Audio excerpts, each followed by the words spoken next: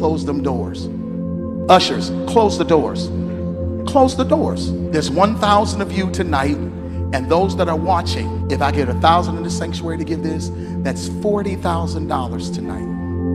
I'm challenging each of you all down here to give a $20 seed. Now, everyone up here, I need everyone standing up here to plant a seed of $100. I'm gonna have y'all come to the altar and give it, because I need to see 1,000 people moving. Bring them baskets. I want the baskets up here. I want to see the folk. Church was never supposed to feel like a hostage situation. And yet here we are, watching videos of pastors telling ushers to close the doors until the money comes in. Not metaphorically, not spiritually, physically. Close the doors. Nobody leaves until the donation basket is full. At that point, we need to stop pretending this is about faith and start admitting it's about control. Because belief does not require pressure. Faith does not need intimidation. And God, if we're being honest, does not need armed ushers guarding exits. Like this is a bank robbery in reverse. What's happening right now in many churches has nothing to do with God being glorified and everything to do with money being extracted. Slowly, emotionally, systematically. And the scariest part is that it's being done to people who genuinely believe they're doing the right thing. I, Roberta McCoy, given faith and stand in unity with the vision of perfecting church of sowing this seed of $1,000 plus $235 and receiving the blessings to come to all that participated. Now that's only $1,200. Yes. Y'all not listening to what I'm saying. If you have 1,000 plus 1,000. Okay. Well, I'm gonna work on the other 800. Well, that ain't what I asked you to do. Let's get something clear early, because people love to misunderstand this conversation on purpose. This is not an attack on faith. This is not an attack on God. This is not even an attack on churches as places of worship.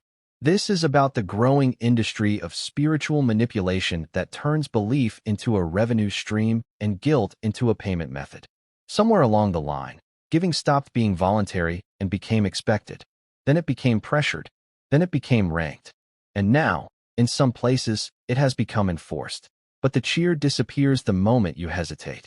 Suddenly, your hesitation becomes a spiritual issue. Suddenly, your finances are a test of faith. Suddenly, not giving is framed as rebellion, laziness, or lack of trust in God. That's not theology. That's marketing. And it works because it preys on the one thing people don't want questioned, their faith. If someone challenges your spending habits, you can argue. If someone challenges your belief, it feels personal. So people comply, not because they can afford it, but because they're afraid of what it might mean if they don't. The language is always clever. Sow a seed. Give sacrificially. Don't rob God. Notice how responsibility is shifted. If you're broke after giving, that's not the system's fault. That's your faith not being strong enough. If the blessing doesn't come, it's because you didn't believe hard enough. The institution never fails. The individual always does. And let's talk about the environment. Emotional music, dim lighting, a long sermon building momentum, stories about miracles that happened right after someone gave their last money, testimonies that always end the same way. They gave, and then something good happened. What you're watching is not just a service. It's a sales funnel. By the time the offering basket comes around, people are emotionally primed. Logic is tired. Critical thinking is quiet. And then the pressure starts. Stand up if you're giving this amount.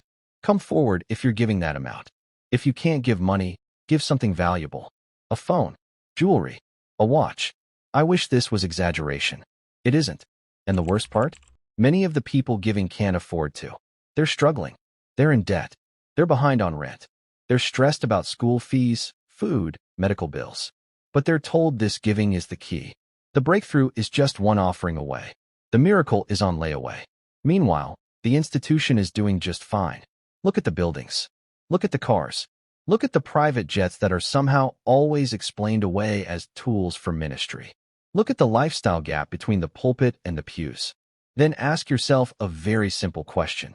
If giving is making people richer, why are the same people always the ones giving?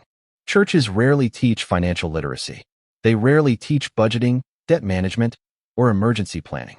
Why would they? An informed giver is a cautious giver. A desperate giver is far more profitable. Instead, people are taught to give first and figure it out later. But later always comes. And when it does, the church is rarely there to cover the consequences. The bill collectors don't accept prayers. The landlord doesn't take faith as rent. And the stress that follows is quietly labeled as a personal failure. There's also the issue of transparency, or rather, the lack of it. Ask where the money goes and suddenly you're questioning God. Ask for financial reports and you're causing division. Funny how accountability is encouraged everywhere except where the money is handled. In any other organization, locking people in until they pay would be called extortion. In any other setting, pressuring people emotionally to give money they don't have would be called exploitation. But add a religious label, and suddenly it becomes untouchable. And that's the loophole. Faith is being used as a shield. Let's be honest about something else too.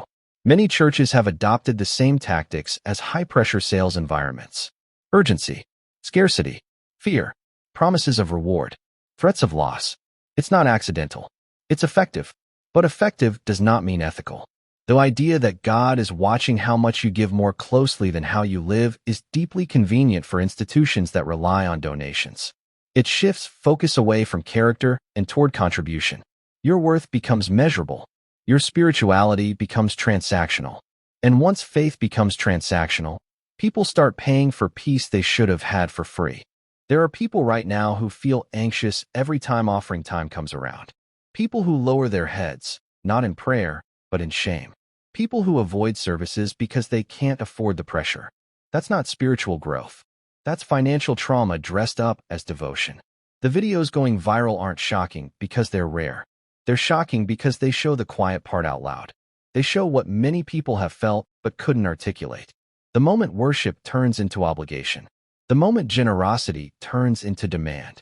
God doesn't need guards at the door. Truth doesn't need coercion. Faith doesn't need force. If a church can only survive by draining the people it claims to serve, something is deeply broken.